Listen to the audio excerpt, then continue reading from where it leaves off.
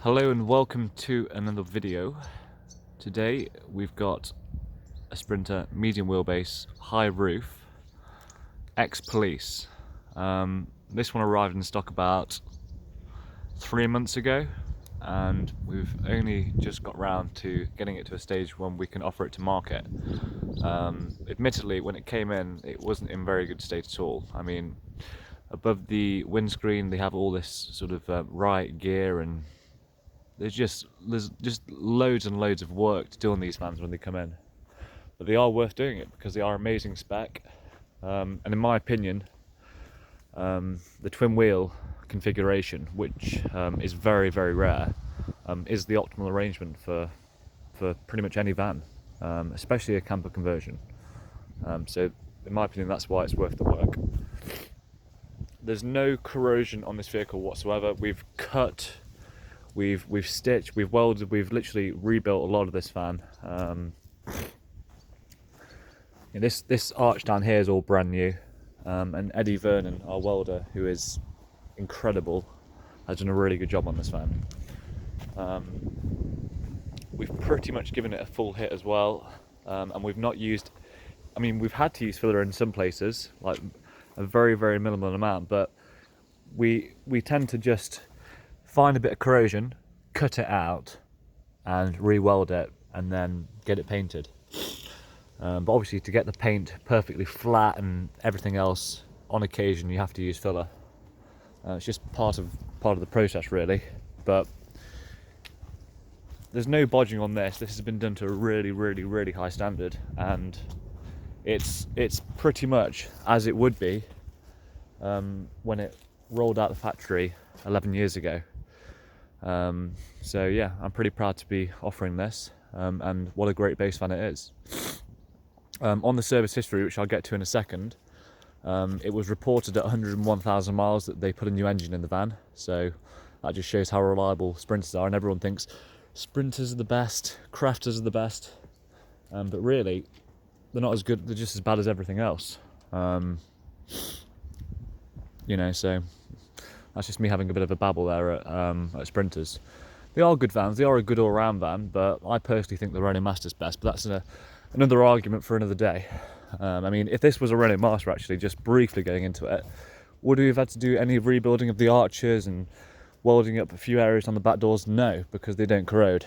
It's just the badge at the end of the day. In my opinion, it really is. But this one's got fantastic spec on it. I mean, if you were to go out and buy a £25,000 motorhome, you still wouldn't find the spec that this offers, you know. I'm talking about the Delphi e-dispatcher air conditioning unit, which I'll get to in a second, that's stowed above the driver's cabin. I mean, you would find an e-dispatcher 90, which it's also got, but it's just got a few bits and bobs on it that you wouldn't usually find. See, I'm really not organising the video particularly well, but these jetters here to clean the windscreen, they're like 1,000 times better than your standard ones, because when this van was in riot mode, people were throwing bananas at the windscreen. That jetter would come out and just fly that banana to like Jamaica or something. I'm not gonna lie, we've still got a bit of work left to do to it, but I just thought, you know what, I'm just gonna offer it to market. If someone wants it as it is, which is the price I'm gonna be putting it for, it's pretty much as it is with the new MOT, maybe a little bit of tweaking here and there. You can buy it for said price. Alternatively, we can go a little bit further with it, do the bumper up. I mean, we've still used the same grille, which has still got the holes from where the light's been removed. What else is there? And then it is missing a trim on here. These door stops are missing. The rear badge is missing. Door stop on that side. But everything else is nice and complete. The chassis is really, really tidy. We didn't have to do any welding on the chassis. It was mainly rebuilding the arches on the back, and a little bit of welding on the doors, I believe. I did video it as I was going along, but that was a long time ago, like a few months ago. But I do usually video it just in case. If you really, really want to know, I probably will be able to find it. So just jumping in. Mechanically, it's lovely. You know, it stops perfectly. It starts straight away, no hesitation. The gears are all smooth. There's no rumbling from the diff. You know, it's all there in that respect. 126,000 miles. Let's go ahead and start it up. To this music off straight away. It sounds good. We've got the SRS light on.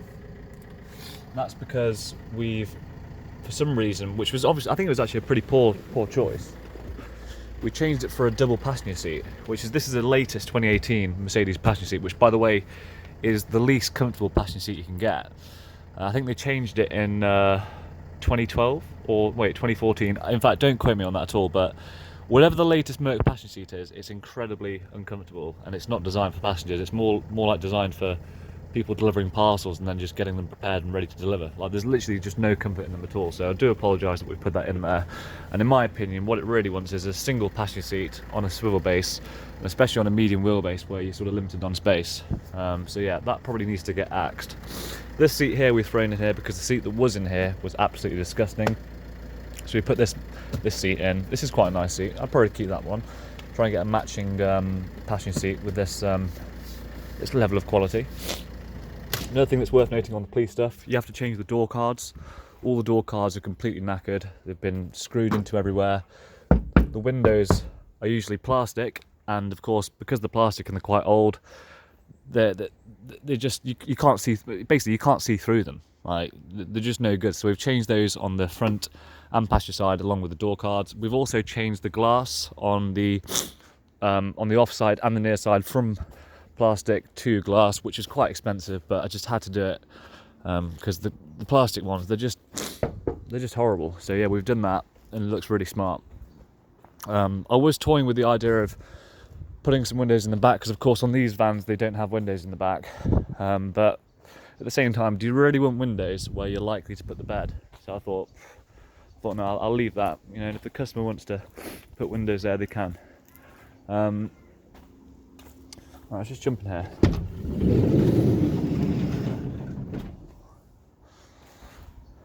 So it's got, let me just remember this correctly. Yes, it does. It does have an insulated floor. These vans do have an insulated floor. And then they've got, 18mm of marine ply on top with a thermoset plastic layer for your easy cleaning. In the back, we've ripped out this side because, in my opinion, you probably want to get rid of this, or at least cover over it with something a bit nicer. The radio's still playing.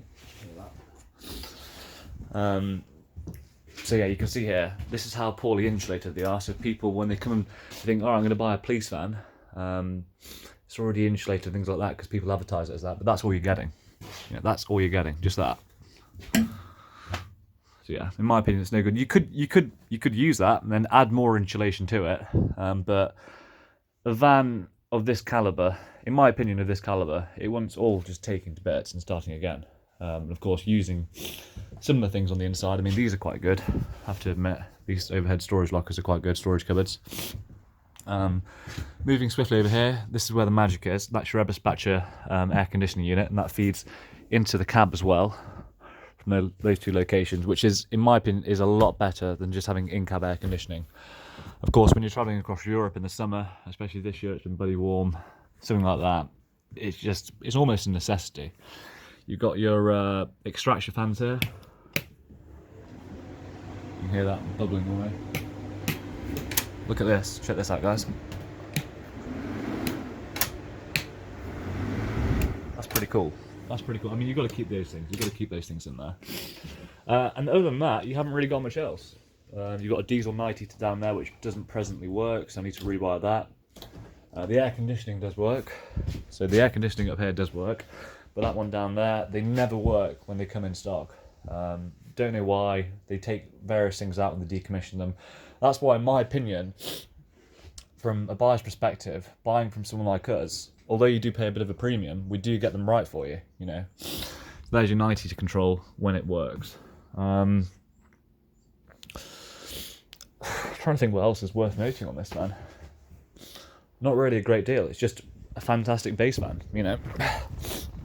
It currently has a gross vehicle weight of 5 tons. So if you haven't got your license before 1997, you're not going to be able to drive it legally. So the option is spend £2,000 getting a license. Hope you were born in like the 70s or 80s, whenever it was. Alternatively, we could downrate it to 3.5 tons, which involves taking it to a weighbridge, proving to SV Tech that it weighs below 3 tons, and then they'll downplate it to 3.5 tons so anyone can drive it, including myself, who doesn't have the necessary license.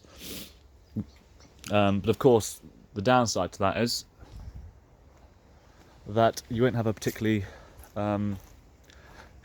large payload. Other things in the cab we might have changed. I think we've changed these as well. These are always horrible. You know, you get the police officers in here.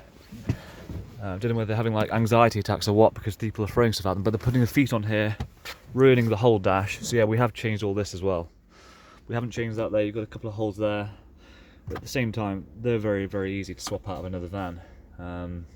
At the end of the day, Sprinters are awful and they corrode like hell. So there's plenty of these on the secondary marketplace in good condition.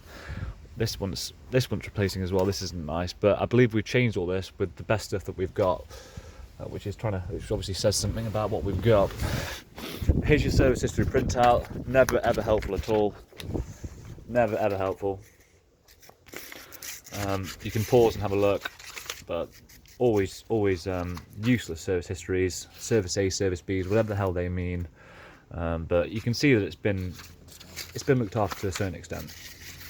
In my opinion, service history is a complete load of bollocks. You know, most vans are going to get serviced if they come off a good place. It all comes down to the fact that the application that it's been used on, who's it been driven by and how has it been driven? Has it been driven regularly? Has it been driven at high RPMs and things like that? In my opinion, these are good vans.